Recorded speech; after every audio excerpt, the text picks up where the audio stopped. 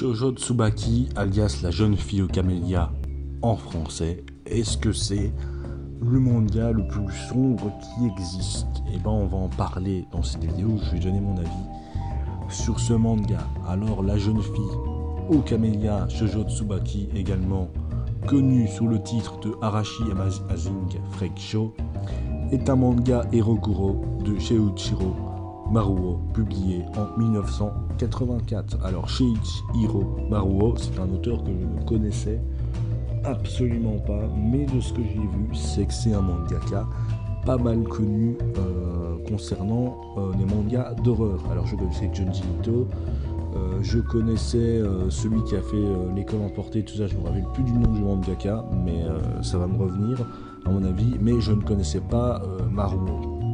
J'ai déjà entendu parler justement de ce manga qu'on parle dans cet épisode, Shoujo Tsubaki, comme étant, j'ai surtout entendu parler de l'adaptation animée, une adaptation animée qui a été, paraît-il, interdit au Japon tellement c'était sombre et insoutenable. Et de ce que j'ai vu dans les avis des gens qui l'ont vu sur internet, l'animé a l'air plutôt insoutenable. Alors moi j'ai lu le manga, et qu'est-ce que raconte donc le manga? Ça nous raconte l'histoire donc de Midori, qui est une jeune orpheline qui travaille dans un cirque ambulant. Elle a été récupérée dans ce cirque et elle va traverser des épreuves les plus atroces, des tortures physiques ou mentales, et elle vit un véritable enfer. Mais elle va rencontrer Masamitsu le magnifique, dont elle tombe amoureuse. Mais ces malheurs ne s'arrêtent pas là. Alors que penser de ce manga? Est-ce que déjà c'est un bon manga? Alors je vais pas dire que c'est un mauvais manga, j'ai vu pire en termes de manga, mais j'ai trouvé ça pas mal décousu en fait.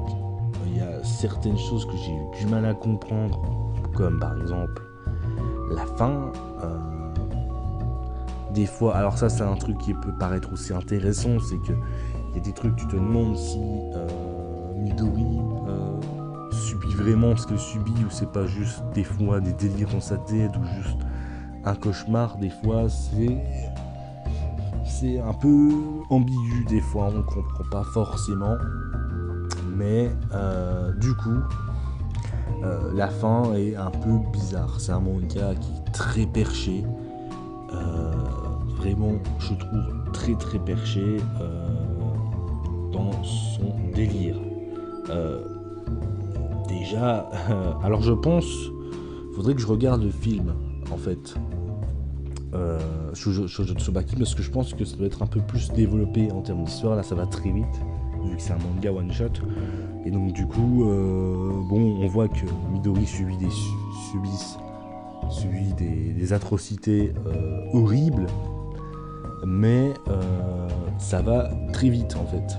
Alors ça reste très horrible ce qu'elle fait, même il y a des scènes hyper malsaines, notamment des scènes de viol ou des scènes de séquestration, des scènes, des relations ambiguës, comme l'homme dont elle tombe amoureuse, le mec a 40 piges, elle en a 12, donc c'est aussi très chelou, très malsain. Le manga joue beaucoup sur le malsain.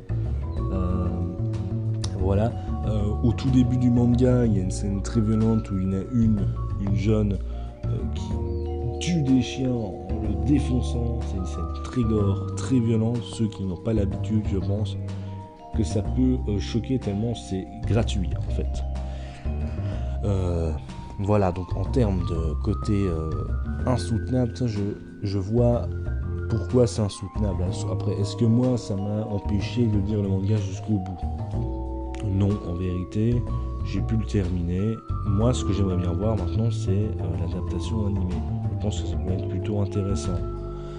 Mais il faudrait trouver déjà un site où c'est traduit quand même en sous-titré français, voilà, pour quand même que je vois un petit peu la différence entre le manga et l'animé. Je pense que ça serait intéressant. Voilà.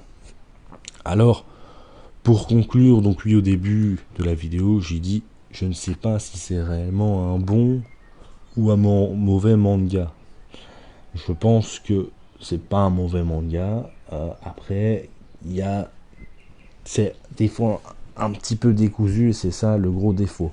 Mais sinon en termes de dessin, il y a un côté très perché que j'aime beaucoup.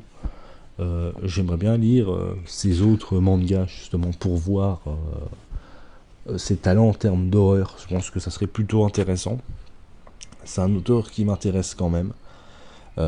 Voilà. Mais en termes de côté insoutenable, tout ça, Kami no Kodomo est bien pire. Voilà. J'en parlerai dans une prochaine vidéo.